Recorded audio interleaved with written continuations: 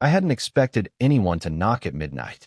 Repairs had kept me at the shop later than usual, the fluorescent lights buzzing like an annoying heartbeat, my hands still smelling faintly of engine oil. And then, tap, tap, tap. I froze, wrench in hand, staring at the door like a fool. Nobody in this part of town knocks at this hour. Not unless it's urgent. Or reckless. Or maybe both. When I opened it, there she was.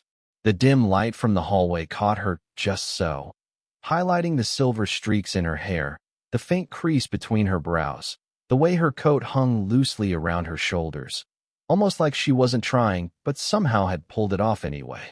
Mid-40s, confident, every inch of her carrying that rare kind of self-assurance you can't fake. She didn't smile. Not yet. Just looked at me, waiting, like she expected me to know exactly what was happening. Everything okay? I stammered, my words trailing into the midnight air. Her eyes flicked to the cluttered repair shop behind me, to the greasy floor, the half-finished engine on the workbench, and then back to mine.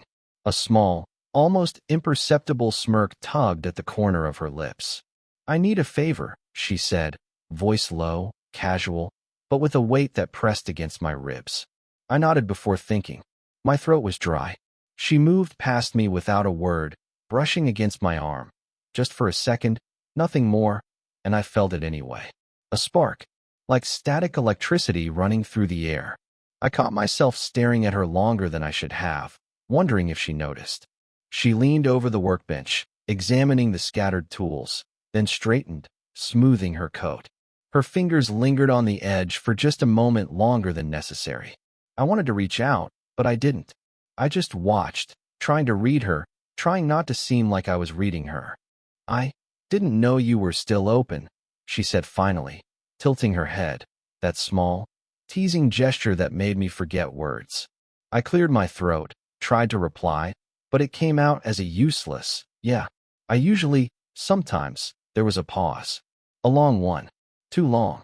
Enough for me to notice how her eyes softened slightly, how her jaw relaxed, and how she kept glancing at my hands, covered in grease, like she wanted to say something about them but wasn't sure if it was polite. Then she did something entirely unexpected. She handed me a thermos of coffee, the lid still warm in my hands, and smiled just enough for me to feel it down to my chest. "You must be exhausted," she said. No judgment, no unnecessary words, just that tiny kindness. I nodded, aware of how ridiculous it was to be grateful for something so simple and for someone so layered. I couldn't stop noticing the subtle details. How her hair caught the light when she turned her head, the faint perfume that wasn't overpowering but lingered long after she moved, the way she seemed simultaneously distant and present. I wanted to ask why she was here. I wanted to ask how she had the courage to knock on my door at this hour. But my mouth stayed stubbornly shut, because some questions feel too dangerous to voice. She shifted, brushing a stray strand of hair behind her ear, and for a moment our eyes met and held. Not the flirtation you see in movies, not even curiosity, something quieter, sharper, more electric. Something I couldn't name, but I knew I'd feel it again, the memory of it settling into my chest like a small, persistent ache. And then she turned, stepping back toward the door. "I'll explain later," she said, her voice almost a whisper, and the sound of it left me stranded in the middle of the shop, alone with the hum of the fluorescent lights and a thermos of coffee that suddenly felt too heavy to hold. I closed the door slowly, but the spark didn't go away. It was still there, somewhere between her silence and the midnight air. I couldn't stop thinking about that look, that pause, that simple, impossible moment where everything changed and nothing had yet begun. The next time she appeared, it wasn't at midnight. It was mid-afternoon, sunlight falling in dusty beams across the repair shop, catching the motes floating lazily in the air. She stood near the workbench again, her coat folded neatly over one arm this time, her heels clicking softly on the concrete floor. "I wasn't sure if you'd be able to help," she said, voice careful, almost rehearsed, like she was guarding something behind it. I nodded, trying not to let my chest betray the way it tightened just seeing her here. We worked side by side, me handing her tools, adjusting what she needed, careful not to linger too obviously. She moved with quiet precision, but there were cracks I couldn't ignore. The slight tremor in her hands when she reached for the wrench, the faint line between her brows as she concentrated. She was always poised, always controlled, but there were moments when the armor faltered, and I caught them. She paused, almost imperceptibly, glancing down at her hands. For a second, she looked fragile, and in that fragile instant, I wanted to reach out, to say something that would ease whatever weight she carried, but I didn't. I just noticed, just watched. Her laugh came next, soft and brief, like the kind you hear when someone is trying not to take themselves too seriously. It caught me off guard because it wasn't the confident, measured laugh she used when meeting strangers. It was real, a little vulnerable. I smiled, but I didn't let it show too much. There was a pile of parts in front of her, and she leaned over them, brushing a strand of hair behind her ear. I noticed how tired her eyes looked, faint shadows under them that spoke of late nights or unspoken worries. She caught me looking, but instead of scolding or questioning, she simply straightened, and the barest hint of a sigh escaped her lips, almost like an acknowledgement that I'd seen something no one else had. Time passed in quiet proximity. I handed her wrenches, cleaned off screws she dropped, my movements deliberate, careful. She didn't ask for my opinion or my help unless she needed it. But I was there, present in ways she couldn't, or wouldn't, acknowledge. At one point, she paused mid-task, eyes scanning the engine like she was measuring her own patience. I noticed the way her fingers flexed on the metal, the tension in her shoulders, the small sigh she released that no one else would hear. And I realized, suddenly, that she was allowing me into a space she never opened to anyone. Not fully, but enough. When she finally looked up, our eyes met, and for a long second, the shop felt smaller, warmer, and more charged than it had any right to. No words were exchanged, but something passed between us, something unspoken, fragile, electric. My chest tightened, and I wanted to speak, to break the spell, but I couldn't. And maybe I didn't want to. She turned away first, brushing off her hands. I could still feel the quiet pull she left behind, a gentle gravity that made it impossible to focus on anything else. That look, that pause, that unguarded instant, already, I couldn't stop thinking about it. Rain tapped insistently against the window, a steady rhythm that made the quiet of the shop feel almost intimate. She was there, leaning over the hood of a car, inspecting a stubborn engine part. The dim light flickered above us, shadows dancing across her face, highlighting the fine lines that only made her more human, more real. I stood close, close enough to catch the faint scent of her perfume, close enough to notice the way her sleeve rode up when she stretched. It wasn't deliberate, I knew that, but it made my chest tighten in a way I didn't know how to name. "I think it's stuck," she muttered, not looking up. Her fingers were deft, careful, yet I saw the slight hesitation, the micro-shake that betrayed her usual composure. I reached out, offering a tool, and our hands brushed for the briefest moment. Neither of us pulled away immediately. A shared pause stretched between us, electric, dangerous. I could feel the pull of something unspoken, the possibility hovering, teasing, daring me to cross a line I wasn't supposed to. And then her phone buzzed, sharp, sudden, cutting through the tension like a blade. She glanced at it, her face tightening just slightly, the flicker of a shadow crossing her features. X. I could see it without asking, the subtle bite of hesitation, the way she stiffened. She turned her back to the device, forcing it into her pocket, forcing the world back into neutral. I wanted to say something, to bridge the gap that had opened for a fleeting second. But words felt clumsy, intrusive. I swallowed instead, aware of how near we were, aware of how the storm outside mirrored the confusion inside me. She straightened, brushing her hair behind her ear, the gesture familiar now, almost intimate, and I caught myself imagining what it would feel like to reach out, to tuck the damp strand back behind her ear properly. My pulse spiked, and then reality slammed in. There were rules, boundaries, lives that didn't intersect the way my mind desperately wanted them to. The silence stretched, punctuated by the rain. I wanted to ask her why she came here, why she trusted me enough to let me be close. I wanted to say her name softly, let it linger in the air. But I didn't. I couldn't. Instead, we worked side by side in near-perfect synchronization, each movement careful, deliberate, almost choreographed. And yet, the air between us was taut, charged. One careless step, one unintended glance, and the line we hadn't crossed yet would crumble. Her eyes flicked up to mine again, and for a heartbeat, long and dangerous, I thought she might say something. Anything that would dissolve the careful restraint we'd built.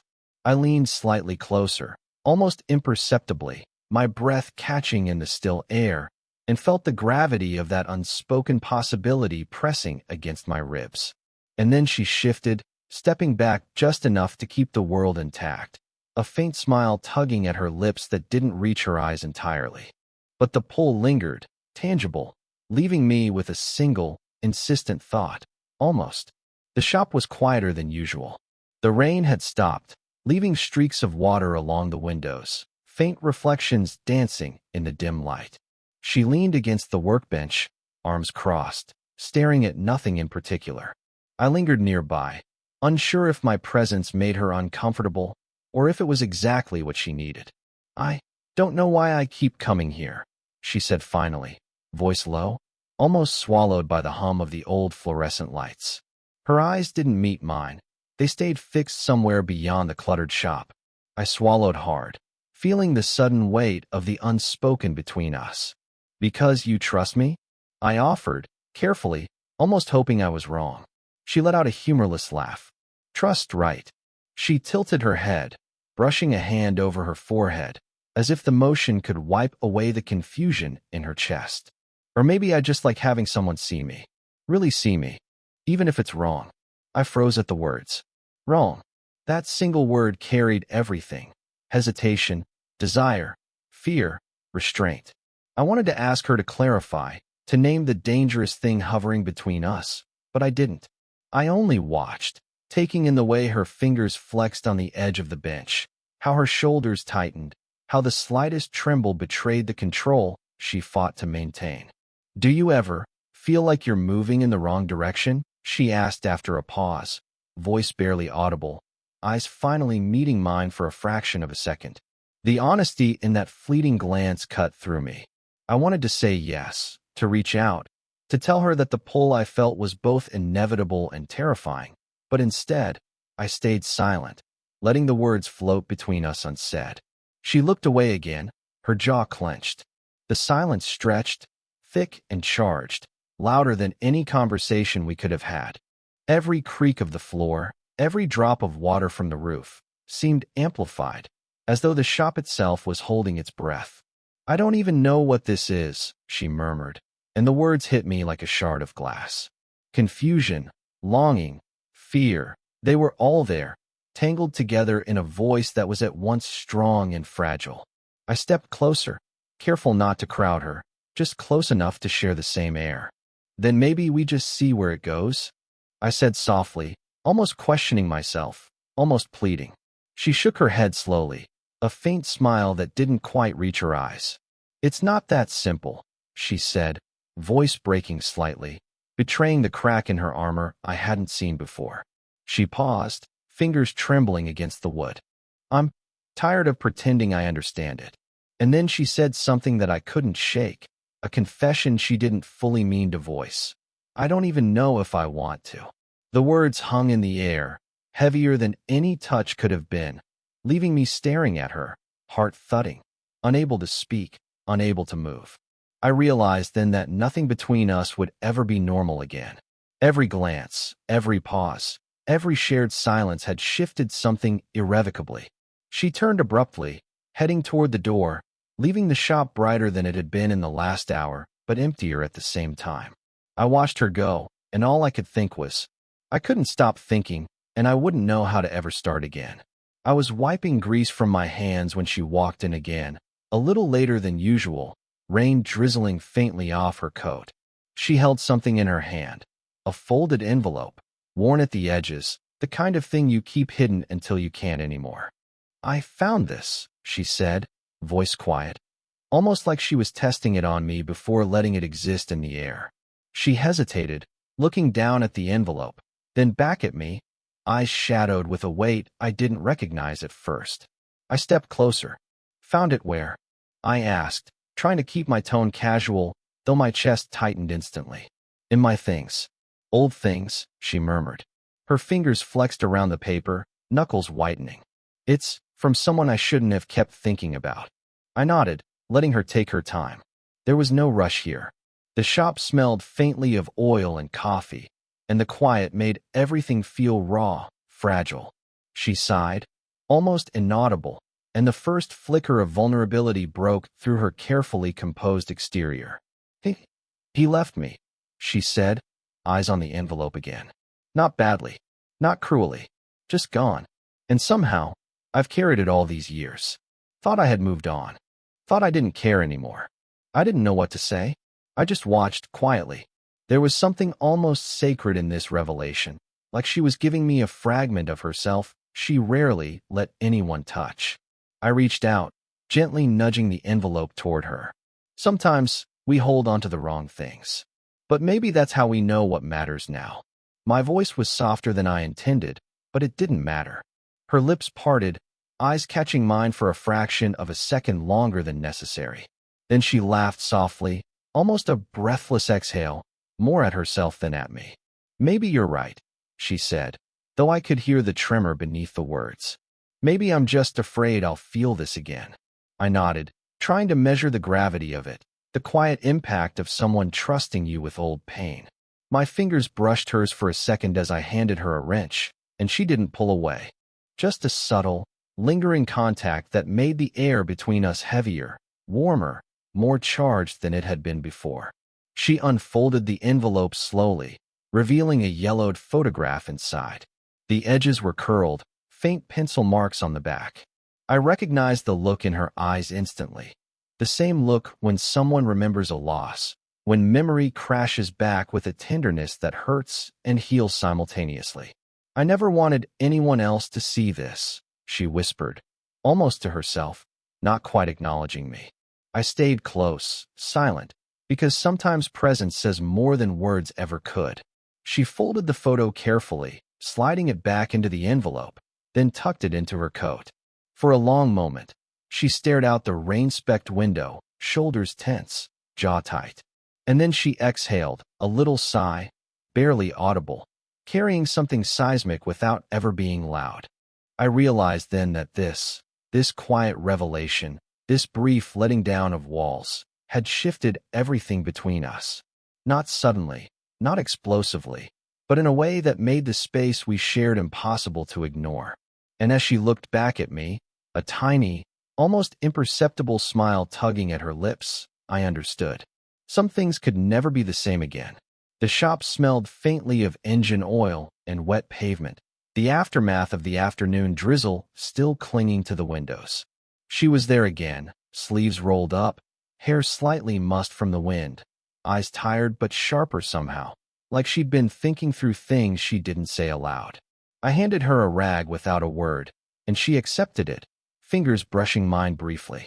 Just that, nothing dramatic, but it set a rhythm between us, a quiet understanding that words could not reach. We worked in companionable silence, moving around the car, exchanging tools, sharing glances that lingered a little too long. There was no rush, no expectation, just the gravity of proximity making everything heavier, warmer, more inevitable. At one point, she paused mid-step, leaning against the workbench, eyes on the scattered tools. I think I've been avoiding saying it, she murmured, voice careful, but not rehearsed. Her fingers traced the edge of the bench, knuckles pale. Not the words you might think, just that I don't want to pretend anymore. That this, whatever it is between us, can't be ignored. I felt my chest tighten, a familiar pulse of awareness, and I nodded slowly, careful not to rush her. I feel the same, I said softly, letting the truth settle between us without embellishment. It wasn't a declaration, not the kind you see in movies. It was simply acknowledgement, recognition that had been building quietly for months. Her lips curved into the faintest smile, the kind that doesn't reach the eyes entirely, but carries all the weight of sincerity. She reached for a tool, then hesitated, fingers brushing mine again as if testing gravity. I didn't pull away. I couldn't. That small, electric contact said more than 100 conversations ever could. We continued side by side, sharing space without needing to speak. The tension between us had softened into something quieter, steadier, trust, recognition, an unspoken agreement that this connection was real, complicated, and undeniably ours. At one point, she leaned slightly closer to examine a stubborn bolt, and I realized my forehead had almost touched hers. Not dramatically, not with intention, but simply by being near her, and the moment stretched, intimate and fragile. Neither of us moved away, neither of us spoke. Finally, she exhaled, a small, almost imperceptible sound, and sat down on the edge of the workbench. I joined her, careful to leave just enough space, letting our shoulders brush lightly. She tilted her head toward me slightly, a gesture so subtle it might have gone unnoticed, but I noticed. Every heartbeat, every breath, was shared in the quiet air of the shop. No fireworks, no grand gestures, just proximity, honesty, and the slow, earned collapse of walls we hadn't even realized we were holding up. The tension had softened, the attraction had settled, and yet the weight of it was heavier than anything we'd experienced before. We sat there for a long moment, letting the world shrink to the small bubble we'd created. Her hand shifted just enough to touch mine, lightly, fleetingly, deliberately, and that small, human contact sealed something I had been feeling for weeks. And in that shared, quiet space, with nothing left unspoken, I realized it. Whatever this was, it had already arrived. Looking back now, months later, it's strange how ordinary moments held the most extraordinary weight. The smell of engine oil in the morning, the quiet hum of fluorescent lights, the soft clink of tools against metal. They're all small things, but they carry the memory of her. I remember the first time she walked into the shop at midnight, and how my chest tightened at the impossible gravity of her presence. I remember the pauses, the subtle touches, the way she let herself be vulnerable without saying a word. And I remember the quiet collapse, the moment when proximity, honesty, and shared space became undeniable. She's different now, in ways I only began to understand because I was paying attention. More open, perhaps, but not less complex. She still carries her past, her heartbreak, her hesitations, but there's a softness there, a willingness to trust again, and it makes her real in ways that leave me breathless even now. I've changed too. I've learned that love isn't always loud or immediate. Sometimes it's quiet, earned slowly, felt in the brush of fingers, the shared glance, the spaces we inhabit together. I've learned to notice the subtleties, the way she laughs softly when she thinks no one is watching, the way her eyes focus on a tool for a moment before lifting to meet mine, the way her presence can shift the energy of a room without a word. Our connection isn't perfect. It isn't a storybook romance or a whirlwind adventure. It's messy, human, and deeply ours. But it's real, and that reality, the weight and warmth of it, is more sustaining than any dramatic gesture could ever be. Sometimes we sit together in silence, sharing a space without needing to fill it with words. And in that silence, I feel everything we've survived, everything we've discovered about ourselves and each other. The unspoken has become as significant as the spoken. Every glance, every pause, every subtle act of care, these are the moments that define us, and they always will. And though the world outside moves on, unpredictable and chaotic, inside this quiet, ordinary shop, we've found a rhythm that belongs to just us. No declarations, no rush, just presence. And in that presence, there's an intimacy that feels sacred, unbreakable, and wholly ours. So when I think of her now, I don't think of missed chances or late-night hesitations. I think of trust, of patience, of the gentle gravity that pulled us together despite everything we didn't say.